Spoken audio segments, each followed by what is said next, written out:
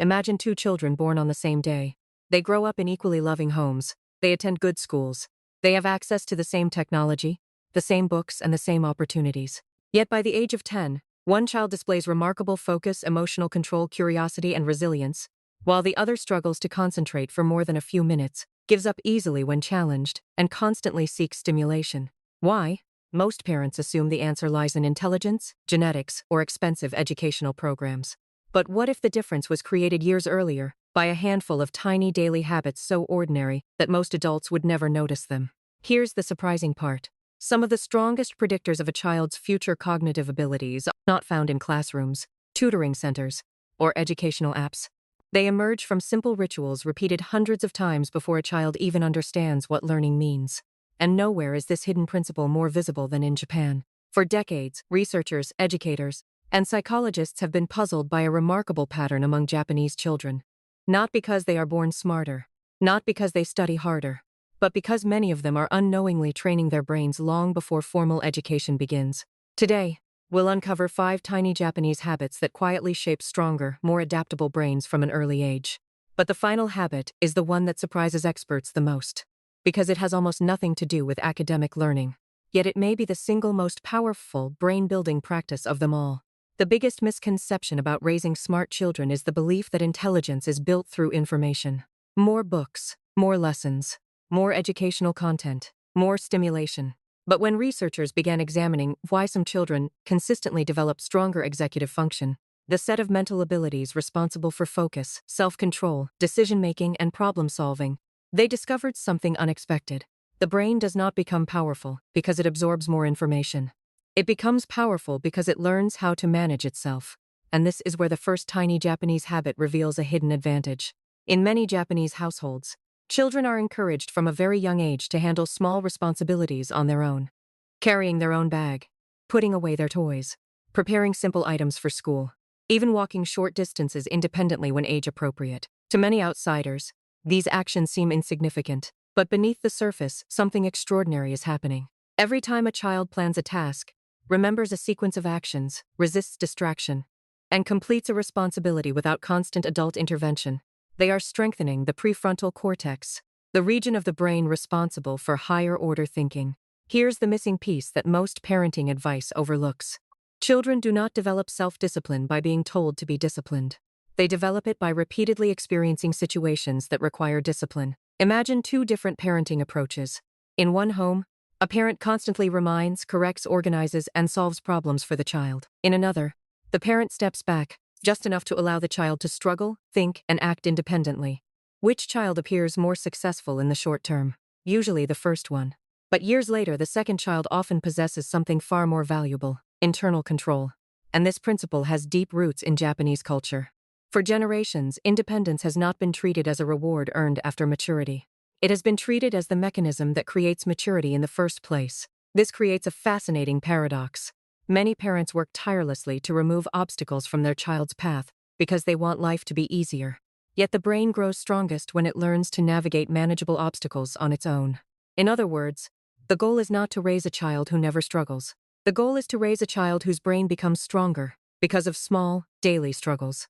And once you understand this principle, the next 4 habits become even more surprising, because none of them are designed to make children smarter directly. Instead, they quietly train the mental systems that make intelligence possible. Now, this is where the story becomes even more fascinating. Because independence is only the foundation, the real magic happens when it combines with 3 other habits that most parents would never associate with brain development. The second habit is surprisingly simple. Children participate in cleaning. Not occasionally, not as punishment, as a normal part of daily life. In many Japanese schools, students clean classrooms, hallways, and shared spaces themselves. At first glance, this looks like a lesson in responsibility. But neuroscientists would describe it differently. It is a lesson in ownership. When a child understands that their actions shape the environment around them, the brain begins building stronger links between behavior and consequence. And that changes everything. Think about it. A child who grows up believing that someone else will always clean up the mess learns dependency. A child who sees themselves as a contributor learns agency. And agency is one of the strongest psychological predictors of future resilience. But here comes an even bigger surprise. The third habit has nothing to do with work. It has science. In today's world, Many children spend nearly every waking moment surrounded by stimulation, screens, notifications, background noise, endless entertainment. Yet Japanese culture has long embraced moments of quiet observation, whether through nature walks, mindful routines, or simply allowing children to sit without constant digital distraction. These moments create something modern brains desperately need: cognitive space. Here's a question worth asking. When was the last time a child was truly bored? Not entertained, not occupied, just bored. Because boredom has a hidden superpower. When external stimulation disappears, the brain is forced to generate its own. Imagination awakens. Curiosity emerges. Internal dialogue strengthens. What feels uncomfortable in the moment often becomes the birthplace of creativity. But the fourth habit may be the most overlooked of all: shared meals. Not because of nutrition alone, but because of conversation.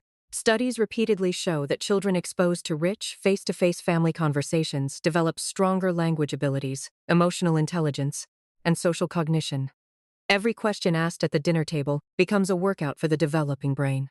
Every story told becomes an exercise in memory, empathy, and reasoning. Suddenly, what appears to be an ordinary family meal transforms into a daily neurological training session. And now a striking pattern emerges. Cleaning teaches ownership. Silence develops internal thinking. Shared meals strengthen communication. None of these habits are academic. None involve advanced learning programs. Yet together they are quietly constructing the mental architecture that allows learning itself to flourish. And just when it seems we've uncovered the secret, an even deeper truth begins to surface, one that completely changes how we think about intelligence, success, and what children truly need most. But here's the twist that most parenting discussions completely miss. What if the goal of childhood is not to create a smart child? What if the goal is to create a child whose brain remains capable of becoming smarter for the rest of their life? At first, the difference sounds subtle. In reality, it changes everything. Many modern parenting strategies are obsessed with outcomes: higher test scores, faster reading, earlier achievements, more impressive milestones. But when researchers follow children over long periods of time, a fascinating pattern appears. Early performance often predicts far less than one critical trait: adaptability. The ability to face uncertainty, recover from failure, learn from mistakes, and keep growing. And this brings us to the fifth Japanese habit, the one hidden beneath all the others. Children are encouraged to become active participants in everyday life, not passive consumers of experiences carefully designed for them. This principle appears everywhere: in small responsibilities, in group cooperation, in problem solving, in navigating daily routines. The message is subtle but powerful: you are capable, and your actions matter. Now consider the opposite message many children unknowingly receive today. Let me do it for you. Let me fix that. Let me protect you from discomfort. Let me make sure you never fail. These actions often come from love, but they can accidentally teach something dangerous. They teach children to doubt their own ability to influence the world around them. This is where the deepest neurological lesson emerges. Confidence is not created by praise. It is created by evidence. A child becomes confident when their brain accumulates proof that they can face challenges and survive them. Every solved problem becomes evidence. Every responsibility completed becomes evidence. Every obstacle overcome becomes evidence. Over these experiences create what psychologists call a growth-oriented mindset. But underneath the psychology lies a biological reality. Neural pathways strengthen through use. The brain literally rewires itself around repeated experiences of effort, adaptation, and success. Suddenly, the 5 habits we've explored reveal their true purpose. They were never really about cleaning, independence, silence, conversation, or responsibility. Those were simply vehicles. The real destination was something much bigger: building a brain that trusts itself.